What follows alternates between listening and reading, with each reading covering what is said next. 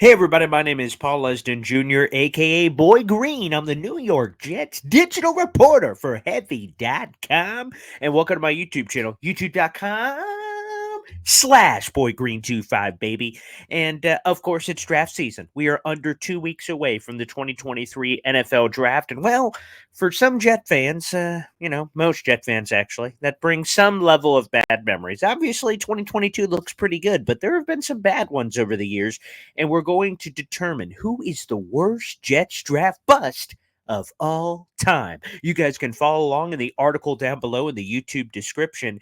Now, this topic was kind of raised by the 33rd team, and they brought up Johnny Jones, Johnny Lamb Jones. For our younger viewers and listeners, you may not remember who this guy was, but he was a running back slash wide receiver out of Texas. He was the number 2 overall pick in the 1980 NFL draft. The Jets have not had luck, by the way, with the number 2 overall pick, but that's a different discussion for a different day. And the 33rd team didn't have any written explanation or anything. They just dubbed Johnny Jones the worst Jets draft mistake of all time. I disagree, but I'm going to explain the reason why there is a little bit of a compelling case why he could be. So let's dive in a little bit here. First off, some of you guys will know him by Johnny Jones. Some of you will know him by Johnny Lamb Jones. When he committed to play college football at Texas in the 70s, there were 2 Johnny Jones on the team. So then Longhorns head coach Darrell Royal decided to give the nicknames to these 2 guys to differentiate the 2.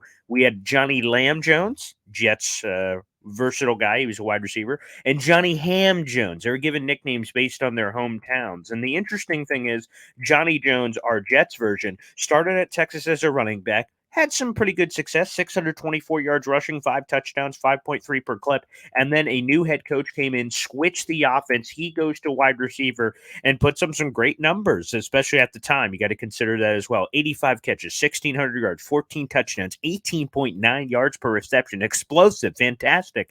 And that production warranted him being the number 2 overall pick in the 1980 draft.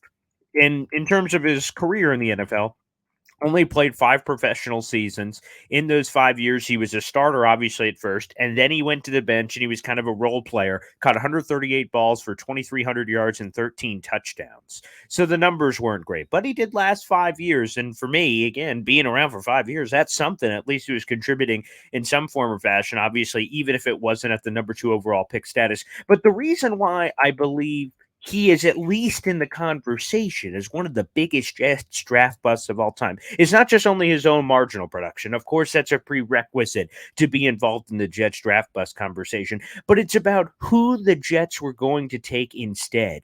Remember, the Jets traded up to the number 2 overall pick. And for those who don't know, they planned on taking offensive tackle Anthony Munoz.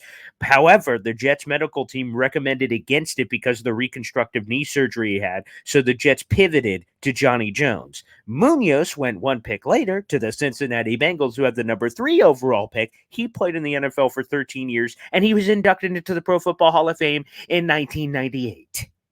Ouch. That one stings. So not just Johnny Jones not being a success, but also who they were planning to go trade up for, and then changed it last second, go to Johnny Jones. So not great. God rest Johnny Jones' soul, who unfortunately left us just a handful of years ago. But he was dubbed the worst Jets draft bust ever. But I'm going to tell you the real winner, and it's not close. And I will tell you the factors in which that I kind of consider here in my brain. And guys, I want you to get involved in the comment section. Let me know, because unfortunately there are a lot of candidates, and I'll go through a couple that I just don't think are really eligible. We'll talk about that in a second. But the guy I think it is clearly, no doubt about it, and I have his jersey in my closet, the first jersey, Vernon Golston, the number 6 overall pick of the 2008 NFL draft.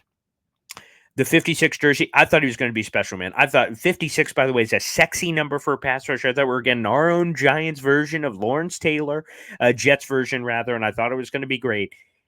And, guys, there's something we all have in common. Vernon Golston, me, and you watching wherever the hell you are.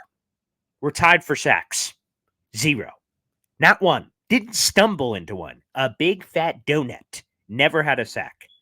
He was a pass rusher. Like, come on, people. Vernon Golston is the worst of all time. He only lasted 3 seasons with the Jets. He appeared in 45 games, made 5 starts. Here are his numbers. These are his career numbers 42 tackles, 3 tackles for loss, and he hit the quarterback once. Vernon Golston hit the quarterback. I'm not saying sack the quarterback. He just at one time hit the quarterback, whatever that means. Now, why I believe he's the greatest draft bust of all time is you got to think of a couple of things. First off, draft investment, 6th overall pick. That's why some of the guys like Christian Hackenberg, right? He was a second round pick, but he never played a snap. You're like, what a loser. Like, okay, yeah, he's a draft bust, but he was a second round pick. Like, what are we talking about here? 6th overall? Like, 6th overall? So, like, that's why I'm like, Christian was a second round pick. Like, I'm not sure it really registers. Or Stephen Hills or Devin Smith. Like, again, these guys are second round picks. Second rounders are busts all the time. Like, 6 overall, that one changed it. Here's the other thing that changed it that I don't think a lot of people realize. The Jets went to the AFC Championship game in 2009 2010 in spite of Vernon Golston sucking, right? And think about this, and I raised this in the article down below. Imagine if Vernon Golston was a halfway decent pass rusher. I'm not even talking about Lawrence Taylor or a superstar, just a rotational pass rusher that had, I don't know, 5 to 7 sacks. That could have been the difference of the Jets making it to the Super Bowl. Both of those seasons, or at least one of them. That's exactly what the Jets needed. If they had that true pass rusher on those Rex Ryan defenses, God knows what the Jets would have been able to accomplish. Brutal. It's a brutal miss because the Jets team was so freaking talented that if Vernon Golston just contributed anything, who knows the difference it could have made? Obviously, we have no idea because it never happened. So we don't know. But again, to recap, I think when you consider the pick that was used, so 6 overall, no production. Again, we all are tied for sacks with Vernon Golston, 0. And of course, the impact that could have meant, especially for those teams that went to the AFC Championship game twice. For me, that's why he is the worst of all time. I don't think it's particularly close, but hey, you know what? I'm willing to listen to other choices. Feel free to dive into the comments section below. I did hear some conversation before I even started this. A few people sent some in like Kyle Brady. That one's fine, especially since that has the Warren Sapp connection. I'm open to Kyle Brady. I've heard them bring that one up before. That one I can listen to. Again, I think Vernon Golston is number one. I don't think it's particularly close. Dwayne Robertson is another one. I will listen to those. The 4th overall pick in the 2003 NFL draft. He certainly can be. I hate when a guy like Ken O'Brien is thrown in there. I've heard people mention him when they knew I was doing this video. 1983 draft. Was he Dan Marino? Obviously not. But he was a very respectable quarterback. And then, of course, I will open it up to the Blair Thomases. Again, I talked about all those failures at number 2 overall. Maybe Zach Wilson eventually is in that conversation, unfortunately. But Blair Thomas, all these number 2, Johnny Lamb, number 2 overall, Blair Thomas, number 2, Zach Wilson, number 2. Let's just never be number 2.